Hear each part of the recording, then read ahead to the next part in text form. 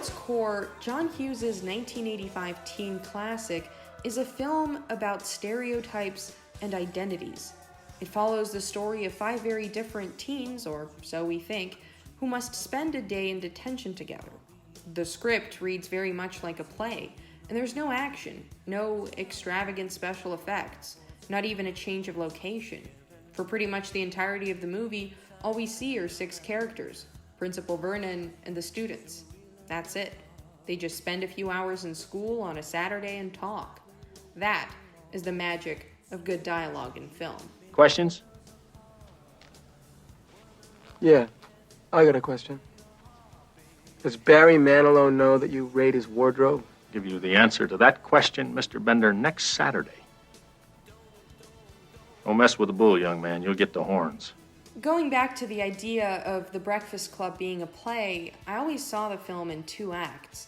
Act 1 being more focused on the stereotypes and presumed identities of the students, and Act 2 taking the chance to uncover those prejudices and assumptions, to identify the stereotypes and recognize that although identity itself is not an island, after enough open dialogue, we can start to see aspects of ourselves in others, and in turn see figments of other people's identities in ourselves. You're watching Screenview Mirror. I'm your host, Emma, and this is my take on The Breakfast Club. So let's start with Act 1. The first half of the film establishes and constructs the face value identities of these seemingly different students. They're even introduced to us as their stereotypes in the opening sequence. You see us as you want to see us. In the simplest terms, the most convenient definitions. You see us as a brain, an athlete, a basket case, a princess, and a criminal. At the start of the film, Principal Vernon asks the 5 high school students to use their detention time wisely, so he asks them to write an essay. All right, people, we're going to try something a little different today. We are going to write an essay of no less than 1,000 words, describing to me who you think you are. We should note that he asks them who they think they are. He doesn't ask them who they are. And this is important because our sense of identity develops through our understanding of others' perceptions, judgments, and appraisals of us. In 1902, American sociologist Charles Horton Cooley developed the theory of the looking glass self, explaining that social interactions function as a mirror. The way we see ourselves is in fact based on how we think others see us. Cooley's theory applies to a lot of the social interactions and overall dynamics we witness throughout the film. For example, Allison is accustomed to being ignored by her family and peers, and therefore she feels the need to keep up with this appearance of invisibility, as paradoxical as that sounds. She hides behind her hair, wears black, and rarely engages in conversation. The same goes for Brian. He's seen as the brain and therefore feels the need to act like one. I'm in the math club, the Latin club, and the physics club. What do you guys do in your club? In physics, well, we talk about physics, properties of physics. So it's sort of social. Demented and sad, but social. Yet judgments also lead to categorizations. Stereotypes place a person in a box. Real identity, on the other hand, can very well be, and often is, outside of that box. Which brings me to Act 2. The second half of the film does not necessarily erase the stereotypes outright. The primary layer of superficial prejudice is still maintained, only not as a stereotype, not as an endpoint to their identities, but as an archetype, as a starting point to their characters. We can still call Bender a criminal, but we eventually realize that he's much more than that. We're invited into the context that explains why he is the way he is. You believe this? Huh? It's about the size of a cigar. Do I stutter? See, this is what you get in my house when you spill paint in the garage. The same goes for all the other characters. Claire's popular friends and wealthy parents act as a source of pressure for her to behave in a certain way.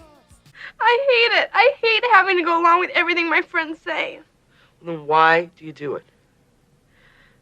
No, I don't. You don't understand. You're not friends with the same kind of people that Annie and I are friends with. You just don't understand the pressure that they can put on you. I don't understand what? You think I don't understand pressure, Claire? The same goes for Brian's demanding parents when it comes to his grades, or Andrew's persistent father with regard to his athletics. In turn, Allison's parents don't care about her, so it's almost as if she's under pressure to remain invisible, as if she feels the need to prove to everyone that she really is her stereotype, the basket case. She doesn't talk, sir. Yet Allison's makeover is her leaving her box. There's no guarantee that she'll stay looking like the popular girl after that Saturday is over.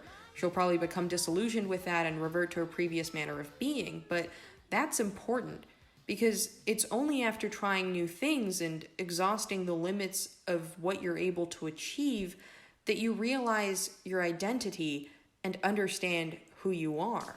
So ultimately, are these teens the equivalent of their stereotypes? No, because each student is more than what the others think of him or her. At the end of the day, our core identity withstands other stereotypical judgments because individuals are more than just a stereotype. Identity is not a word. It's not a stereotype. It's not a box. It's an exercise, an action, an honest, evolving performance. In the case of the Breakfast Club, the 5 teens realized that they all have certain aspects in common. All of them are under pressure because of their parents and peers. All of them are subject to the demands of high school. All of them want to be understood, loved, and accepted. And in many ways, they're all outcasts of one sort or another. Even if they're accepted within their respective social circles, they're still judged by those outside of those circles.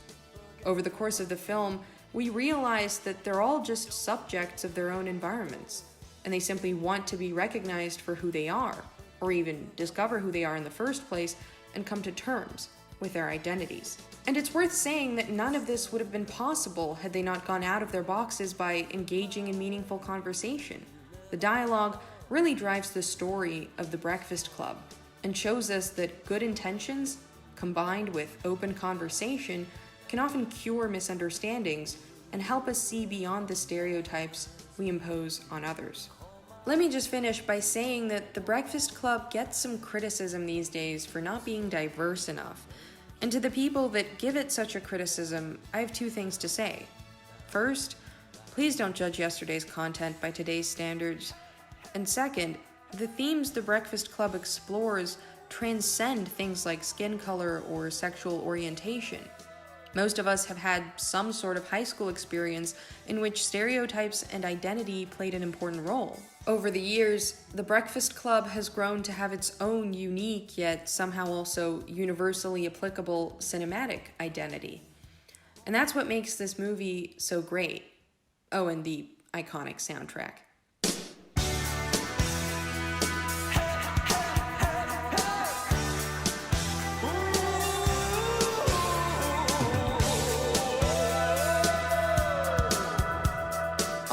So I hope you enjoyed this week's video. Keep watching movies, keep reflecting on cinema, and reflecting cinema to others.